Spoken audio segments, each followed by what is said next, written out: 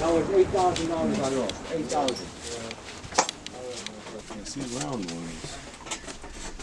See, like sometimes I use some shit like this. Just round. Clip on it and go with it. You don't have flat ones. No, you don't. Okay. Okay. Okay, thanks.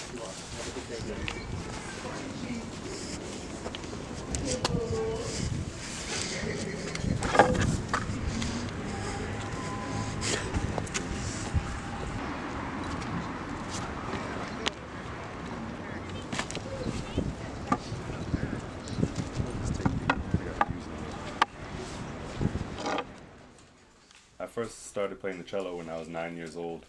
I was in school and they started everybody on a string instrument, either violin, viola, cello, or bass. They measured my hand and they said that it was the right size for the cello. I don't know, it just felt important not to quit, you know, because there was a lot of people who started and then they would stop playing after a year or after a few months. But for some reason, I just like was really dedicated to playing the cello, and I was playing classical music, you know, playing in orchestras, and it was fun playing music with other people.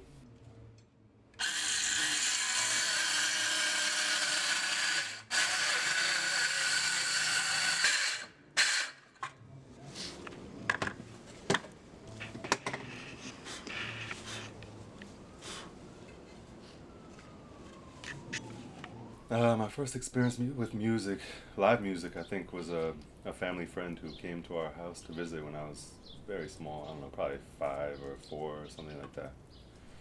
And his name is Bob Pavich. He came with his guitar, and I remember he would strum, you know, the guitar and sing songs to us, like me and my brothers. And I remember him very distinctly. I remember him like tapping on the body of the instrument, like to make a rhythm while he was strumming, and I thought that was like so innovative and amazing because he was, you know, using the instrument in a creative way that I had never seen before. Oh yeah. That's how the shit So yeah, I started playing when I was 9, and then I played all through high school. I joined some community orchestras and stuff, and college. I played for 1 year in college, but then I had a daughter who was born during my freshman year, so I kind of like quit all my extracurricular activities, and I stopped pursuing classical music when I was like 18 or 19. But I still had my cello, you know, and then like I think I was 24 or something. I was living in Harlem, and I had my cello with me still. Like I still brought it with me when I was, you know, I graduated from college and I moved to New York City. I was living in Harlem and I had my instrument, and I just I met all these artists and stuff, and we had like a 3-bedroom apartment that turned into like kind of like an artist commune type, like party house where we just had like a lot of artists coming through all the time. See, here you gotta be careful not to pierce the top.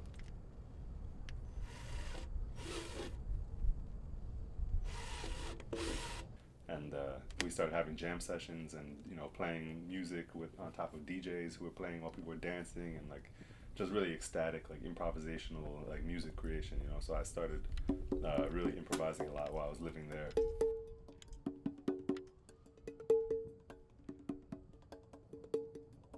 I met a Brazilian violinist who invited me out to street perform with him, so we played in the subway a little bit together, and we were making a little bit of money.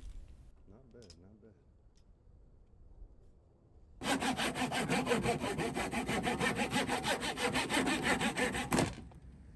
I think it was like 2010.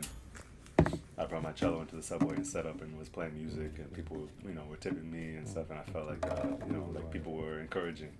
So I started going out.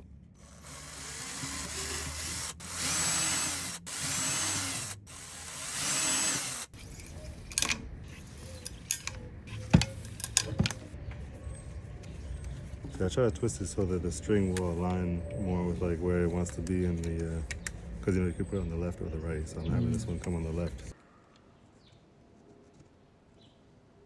Like, you know, a few years later, I remember while I was in the subway, I saw a guy playing a homemade guitar.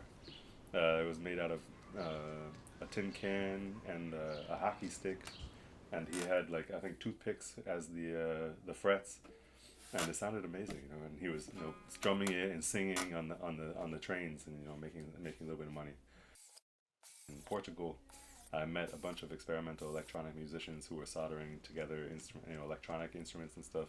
I was like just watching them solder, and then I became interested in soldering. So I just like got the components to make my own pickups, and you know, started connecting the components together.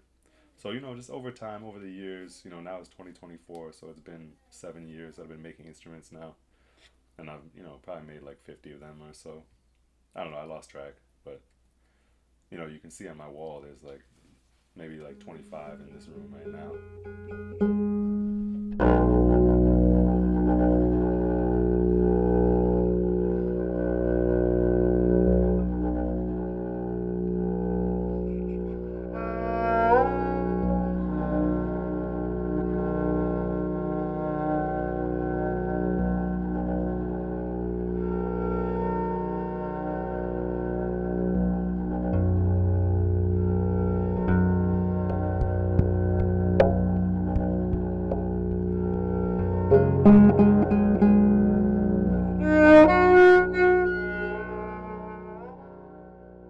You know, I've been playing cello since 1995, I think.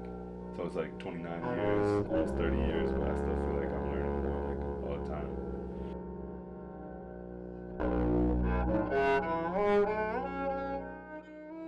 I don't know, I just want to keep on developing my sound and just like try to make better art and do a lot of, I want to do a lot of collaborations.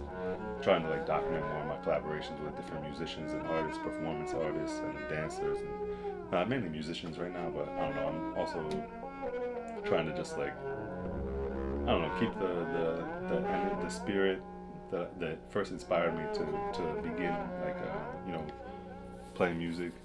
But is that like, you know, I got really excited by that like group collaborative like energy. So I don't know, I kind of want to like get back to like those like group improvisations where it kind of like we inspire each other to be living creative lives.